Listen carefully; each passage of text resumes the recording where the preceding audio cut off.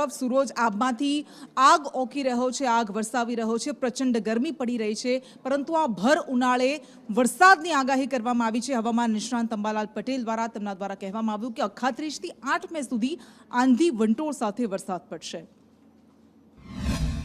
જ્યારે ગુજરાતમાં પણ તારીખ 8 મે આસપાસ કેટલાક ભાગમાં ગાજવીજ અને પવનના તોફાન સાથે વરસાદ થવાની શક્યતા રહે છે. જેમાં ઉત્તર ગુજરાતના ભાગોમાં જરા ગાજવીજના તોફાન વધુ થવાની શક્યતા રહે છે અને ત્યાં પણ વરસાદ થવાની શક્યતા રહે છે. આ ઉપરાંત અમદાવાદ, ગાંધીનગર, વડોદરાનું હવામાન પણ પડતા છે. આ ઉપરાંત ઉત્તર સૌરાષ્ટ્રના ભાગો, સૌરાષ્ટ્રના કેટલાક ભાગો, પશ્ચિમ સૌરાષ્ટ્રના કેટલાક ભાગો પણ હવામાન પડતા છે. એટલે હવે આમ લગભગ 31 થી 8 મે વચ્ચે આંધી વંટોળ અને ગાજવીજ સાથે રાજ્યના ભિન્ન ભાગમાં વરસાદ થવાની શક્યતા રહે છે. જો કે તે બાદ પણ આ ગતિવિધિ ચાલુ રહેશે.